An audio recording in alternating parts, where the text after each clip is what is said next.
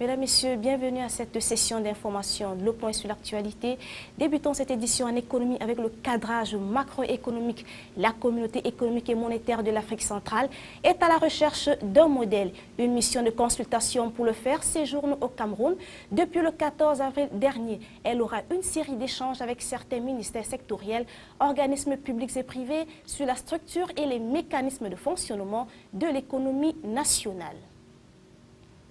Restons dans ce secteur en économie bien sûr avec le partenariat noué entre l'Union européenne et l'Afrique centrale. La bourse de sous-traitance et de partenariat du Cameroun a fait l'état des lieux et évalue le chemin parcouru depuis sa mise en place il y a 8 mois. C'était ce 15 avril au cours de la visite des locaux par une délégation de l'Union européenne conduite par l'ambassadeur de l'Union européenne Raoul Mateus Paula qu'assistait Christophe Eken, président de la Chambre de commerce, et des chefs d'entreprise étaient aussi présents à ce séminaire. Les espaces ruraux au centre d'une réflexion à l'hôtel Sawa, c'est ici même à Douala où un séminaire sur le développement des territoires ruraux s'est ouvert ce 15 avril 2013. Les dites assises co-organisées par le Programme national de développement participatif et l'Agence française de développement retiendront pendant 3 jours l'attention d'environ 80 participants provenant du Cameroun, des pays de l'Afrique subsaharienne et des différentes agences de l'Afrique française de développement, l'AFD.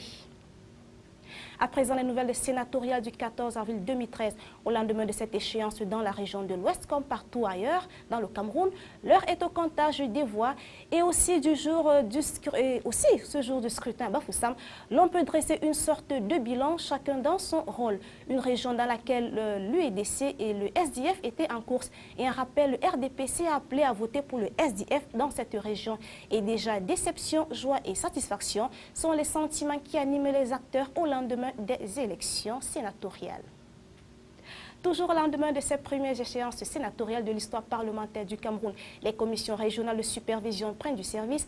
La Direction générale d'Election Cameroun et les CAM, organes en charge des opérations électorales, a les yeux rivés vers les commissions régionales de supervision présidées par les magistrats des cours d'appel.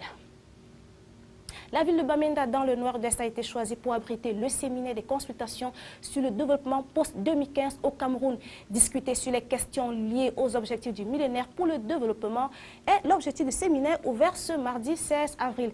La cérémonie qui a eu pour cadre la salle de conférence d'un hôtel de la place était présidée par le représentant du gouverneur Monono Absalom Oloa. Elle a connu la présence des participants des régions du littoral, de l'ouest, du sud-ouest, du nord-ouest et de la représentant du programme de développement des Nations Unies. Rappelons que ce séminaire s'achève demain, dans le 17 avril 2013.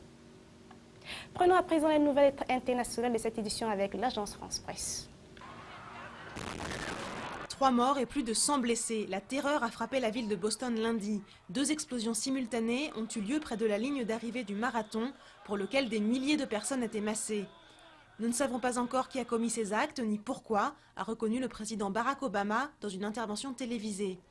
Plusieurs villes américaines ont relevé leur niveau de sécurité après le carnage. Quel avenir pour la raffinerie Petroplus de Petit-Couronne? Le tribunal de commerce de Rouen examine les offres de reprise du site, le jour même où expire l'autorisation de poursuite de l'activité. Les syndicats ont appelé à une mobilisation exceptionnelle pour défendre les emplois des 470 salariés de la raffinerie. Les 2 offres examinées émanent d'entreprises panaméennes et libyennes. Nouveau regain de tension entre les 2 Corées. Pyongyang a lancé un ultimatum à son voisin du Sud.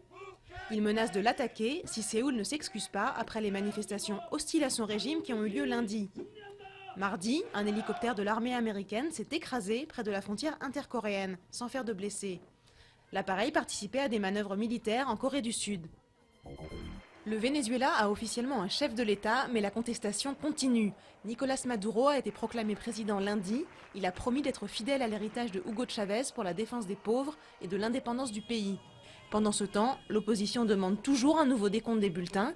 Les partisans de Enrique Capriles doivent à nouveau manifester mardi et mercredi. Fin de cette édition. Merci de l'avoir suivi. Les informations continuent sur CAMNews 24, bien sûr.